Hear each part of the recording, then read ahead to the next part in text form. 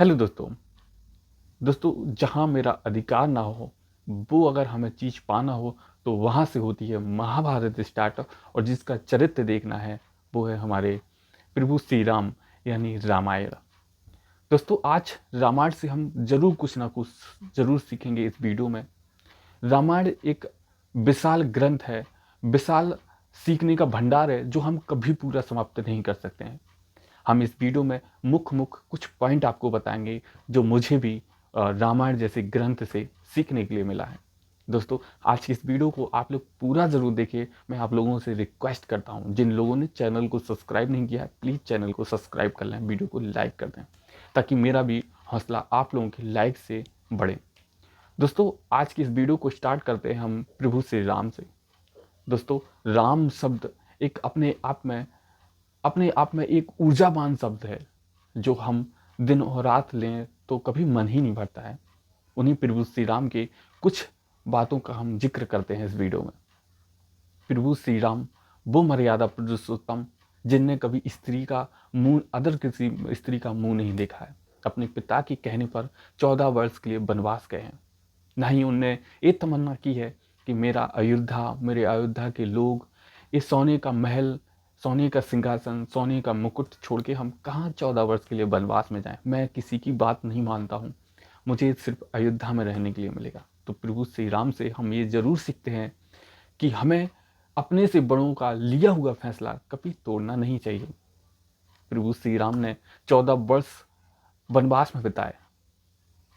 मौसम का पूरा साया, खाने के लिए कुछ भी नहीं, पैरों में खड़ाऊ नहीं, चप्पल नहीं, शरीर पर कोई अच्छा वस्त्र नहीं जिससे उनकी ठंड गर्मी सारे मौसम झेल सकें। फिर भी पिता के कहने पर वह 14 वर्ष के लिए चले गए। लेकिन हम आज के लोगों से उनकी तुलना करें तो हम ये कहेंगे कि आज की तुलना अगर उन लोगों से करें, आज के लोगों से करें, हम अपने आप से करें तो शायद ये हमारे लिए पाप का विषय है। दोस्तों पिता दशरथ जिनने अपनी वचन पर जिनने अपने वचन पर ना ही ये देखा है मेरा पुत्र कहाँ रहेगा, किस स्थिति में रहेगा।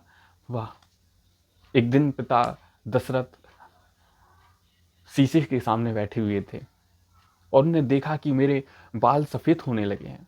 तो उनने अपने मन में विचार किया कि कल तक मेरे बाल काले हुआ करते थे, आज मेरे बाल सफ़ेद हो रहे हैं धीरे धीरे।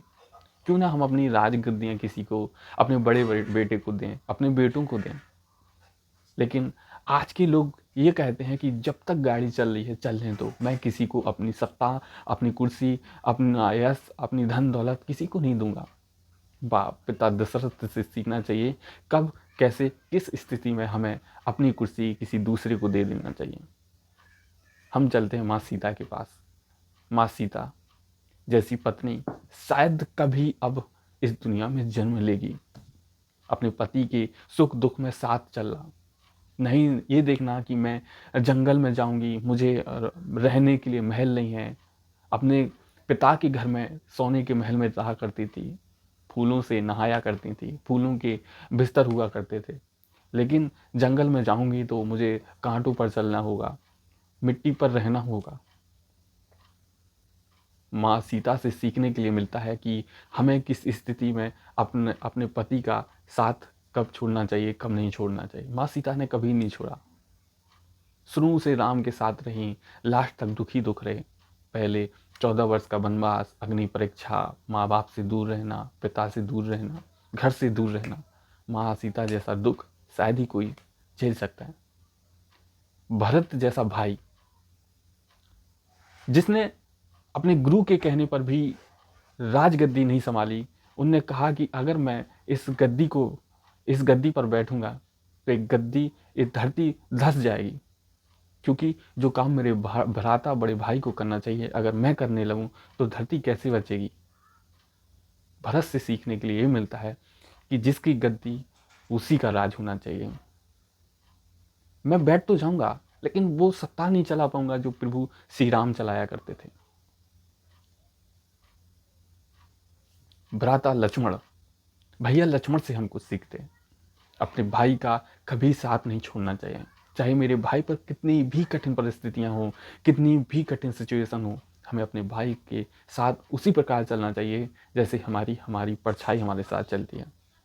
बड़ा भाई होता है।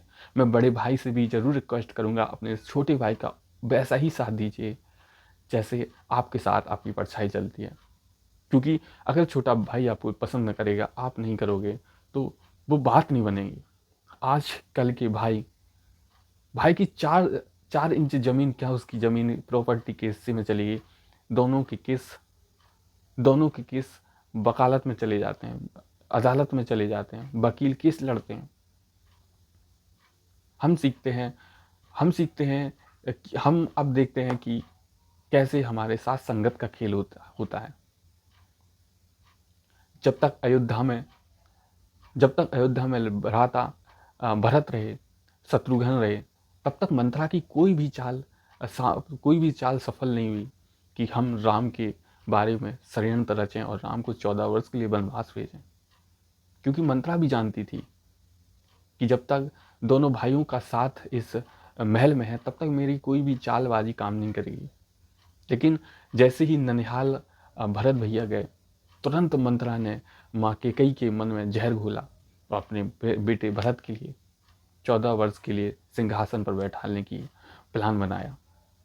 देखिए, संगति का खेल क्या कुछ नहीं करा, कितना जहर घोल देता है संगति का खेल। मैं ये कहना चाहता हूँ आप लोगों से, आप जब तक किसी की बातों पर विश्वास मत कीजिए, जब तक आप उस बात को बिल्कुल अच्छे से ना परख लो।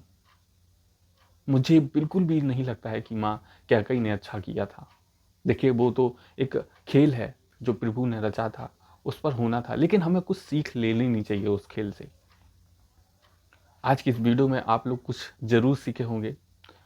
मैं इस वीडियो में, मुझे अंदर से लगता है मैं उतना अच्छे से आपको नहीं समझा रहा हूँ, लेकिन आपका सपोर्ट रहा, आपका कमेंट रहा, आपका भर के सपोर्ट रहा, तो मैं ज़रूर अपनी इस वीडियो में, आने वाली वीडियो में निखार ज़रूर लाऊंगा। मेरे प्यारे दोस्तों, प्लीज़ चैनल को सब्सक्राइब कर लें ताकि मैं और अपने आप में निखार लाऊं, आप लोगों को बेस्ट कंटेंट दूं। मिलते हैं कल की नेक्स्ट वीडियो में। जय श्री राम।